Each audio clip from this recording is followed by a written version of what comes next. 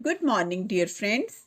In today's video, I will once again going to discuss some questions of time and work.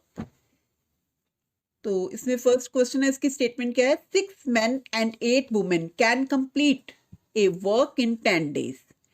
26 men and 48 women can finish the same work in 2 days.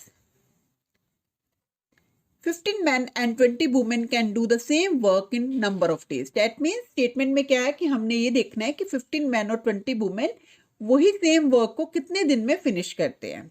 तो option given है. A option is 6 days, B option is 2 days, C option is 4 days and D option is 8 days. तो इसका correct answer जो सी है, तो सी के लिए मैं आपको एक्सप्लेनेशन दूंगी कि क्यों वाई इट इज सी. सबसे पहले let us assume that the work done by one man in 1 day. 1 day में एक मैन कितना काम करता है उसके लिए हमने सिंबल डिनोट कर दिया M. And work done by one women in 1 day, उसके लिए हमने डब्ल्यू फिक्स कर दिया. तो क्वेश्चन क्या है? 6 men and 8 women can complete A work in 10 days. इसका मतलब क्या? Work done bye 6 men and 8 women in 1 day. वो तो 10 days का वर्क है ना. हमने क्या करा कि 1 day के लिए निकाल दिया. 1 day के लिए क्या बन गया? 1/10. तो मैन के लिए मैंने एम सिंबल सपोज करा था और वुमेन के लिए मैंने डब्ल्यू सिंबल सपोज करा था. That mean 6 men + 8 W is equal to 1/10. अब इसको क्रॉस मल्टीप्लाई कर देते तो क्या बन गया? 60M + 80W equal to 1. This is the first equation. अब सेकेंड इक्वेशन क्या है? सेकेंड इक्वेशन में क्या है? 26 men and 48 women can finish the same work in 2 days. Work done bye 26 men and 48 women in 1 day. हमने इसको 1 day में convert कर दिया. 1 day में क्या आ जाएगा? 1/2. तो 26 men है, इसका मतलब 26M एंड 48 women मतलब 48W इक्वल टू 1/2. तो इसको क्रॉस मल्टीप्लाई कर लिया. 2 को 26 के साथ करेंगे 52, 2 को 48 के साथ करेंगे 96W इक्वल टू 1. ये हमारी फर्स्ट और सेकेंड इक्वेशन बन गई. अब फर्स्ट और सेकेंड इक्वेशन को सॉल्व कैसे करना है?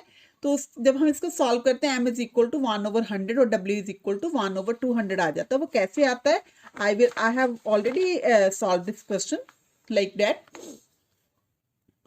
तो क्या है इसमें? देखिए, सबसे पहले 60M + 80W की इक्वेशन आई थी इक्वल टू 1. उसको फर्स्ट इक्वेशन मान लिया. जब 52M + 96W आया था इक्वल टू 1, उसको 2 मान लिया. मैंने फर्स्ट इक्वेशन से m की वैल्यू निकाल दी. 60M is equal to 1 - 80W और यहाँ से m की वैल्यू निकाली. m की वैल्यू जब निकाली इसको नंबर 3 में मैंने मेंशन कर दिया. ये वैल्यू मैंने फिर सेकेंड इक्वेशन में जहां पर m आ रहा है सिंबल वहां पर m की वैल्यू पुट कर दी. देखो 52 है, 52 m की जगह मैंने क्या लगा दिया? 1/60. 1 - 80W + 96W is equal to 1. अब क्या करा? 52/60 को 1 के साथ भी मल्टीप्लाई कर लिया, इसके साथ भी कर लिया. मल्टीप्लाई करके फिर क्या करा? मैंने कांस्टेंट टर्म को एक साइड पर रख लिया और डब्ल्यू वाली टर्म को एक तरफ रख लिया. इसका मैंने एलसीएम लिया. एलसीएम लेके मेरे पास आ जाती है -208W + 3 × 96 के साथ करेंगे 288. तो ऐसे सॉल्व करके मेरे पास W की वैल्यू आ जाती है. W is equal to 1/200. अब W की वैल्यू है जो थर्ड में पुट कर देते हैं. जब थर्ड में पुट करते हैं m इज इक्वल टू क्या है? 1/60. 1 - 80W. W क्या है? 1/200 लगाया जो हमने अभी कैलकुलेट करा. तो इसको सॉल्व करते हैं तो I am getting m is equal to 1/100. That means m भी आ गया. m is equal to 1/100. W is equal to 1/200.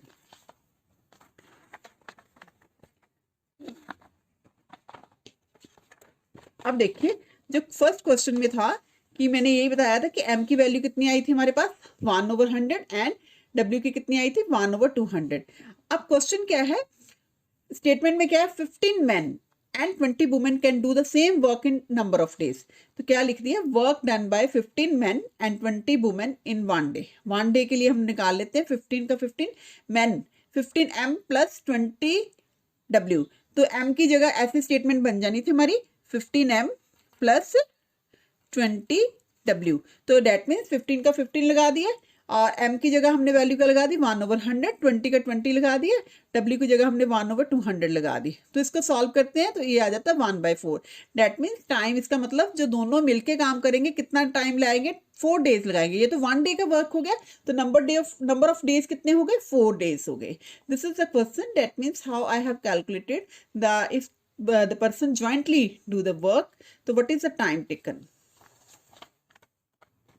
Now I will explain The another illustration, that is a complete 80% of a work in 20 days. Then B also, A complete 80% of work in 20 days and B also join and A and B together finish the remaining work in 3 days. देखो remaining work आ गया, remaining का मतलब है 80% already A have completed, तो remaining कितना रह गया 20%. How long it need for B if he alone completes the work? A option दी हुई है 31 days, B is 26 days, C is 37, 1/2 days and D is 22 days. तो correct option is C. How it is C? I will explain here. Work done by A in 20 days. 20 days में A कितना percent काम करता है 80%. That means 80/100. तो work done bye ए इन 1 day, ये 20 days का काम है, मैंने 1 डे का पहले निकाल लिया. 1 डे का कैसे निकलेगा, 1/20 के साथ इसको मल्टीप्लाई कर देंगे. तो आंसर कितना आ गया कटिंग करके 1/25. अब वर्क डन, उसने कहा कि रिमेनिंग वर्क जो है वो ए और बी टुगेदर करते हैं 3 डेज में. Work done bye A and be in 3 days. 3 days में कितना काम रह गया था, 80% तो पहले ए ने कर दिया, इसका मतलब रिमेनिंग रह गया 20%. 20/100 डेट इज कटिंग करके 1/5 आ गया. अब हमने ए और बी का 1 डे का वर्क निकालना. 1 डे का कैसे निकलेगा, 3, डेट मीन्स नीचे ले आएंगे 1/3, इसके साथ मल्टीप्लाई करेंगे. I am getting here 1/15. अब क्वेश्चन जो है, how long it need for B if the he alone completes a work. देखो हमने बी का अकेले का काम निकालना है 1 डे का. वो कैसे निकलेगा, अगर हम ए और बी वाले में, ये ए और बी है, ए और बी में हम ए वाले काम को माइनस कर देंगे, then we will get the work alone. A और ए प्लस बी वाला वर्क कितना आया था 1/15, ए वाला कितना आया था 1/25, इसको माइनस करा, एलसीएम लेके 75 एलसीएम आ गया, इसके साथ करेंगे तो डेट इज 5, इसके साथ करेंगे 3, 2/75. इसका मतलब B can complete the work in 75/2 days. तो इसका मीनिंग है, ये तो 1 डे का वर्क आया था ना, नंबर ऑफ डेज कैसे आएंगे, इसका रेसिप्रोकल ले लेते हैं 75/2 डेज. दैट मीन्स जब इसको mix, this is the whenever we can write in a mix fraction, we are getting 37 1/2. 37 into 2 that is 74. 74 + 1 कितना हो गया 75. इसका मतलब C is the correct option. Now next question is, P can finish a work in 18 days and Q can finish the same work in 15 days. Q worked for 10 days and left the job. How many days the P alone need to finish the remaining work? देखो P ने बताया कि 18 days work करा, फिर उसके बाद Q finish करता उसी वर्क को 15 डेज में. तो Q work for 10 days. 10 days तो उसने काम करा, उसके बाद उसने जॉब छोड़ दी. तो बाकी कितना पी को फिनिश करने के लिए, बाकी मतलब जितना रिमेनिंग वर्क रह गया, कितना टाइम लगा. A option is given 6 days, B is 4 days, C is 5 days and D is 8. And here correct option is A. That means how it is A, work done by P in 1 day. अब उसने कहा था 18 days work करता, हमने 1 day का work निकाला. 1 day का work कैसे निकल जाना 1/18. तो work done bye Q in 1 day, Q कितने दिन काम करता है 15 डेज, तो उसका 1 डे का वर्क कैसे हो गया 1/15. अब देखिए क्यू वर्क फॉर 10 डेज, उसने 10 डेज ही काम करा, इसका मतलब work done bye Q in 10 days. 10 days का मतलब क्या हो जाएगा, जो क्यू का वर्क था 1/15 था, उसको 10 के साथ हम मल्टीप्लाई कर देंगे, तो क्या आ जाएगा 10/15. कटिंग करेंगे तो 2/3 आ गया. ये हो गया क्यू का 10 डेज का वर्क. और क्योंकि क्यू ने कितने दिन काम करा है 15 डेज करा था, तो बाकी कैसे निकलेगा, रिमेनिंग वर्क कैसे निकलेगा, 1 में से हमेशा जितने दिन काम करा है वो माइनस कर लो. That means 1 - 2/3 1/3. तो उसने कहा था कि फिर वो जॉब छोड़ गया. How many days does P alone need to finish the remaining work. Remaining work हमारा आ गया, कितना आया 1/3. तो अब क्यू कितने दिनों में इसको फिनिश करेगा, number of days in which P can finish the remaining work. क्योंकि क्यू पी कितने दिन वर्क करता है 18 डेज ही करता है, तो रिमेनिंग वर्क कितना रह गया था 1/3.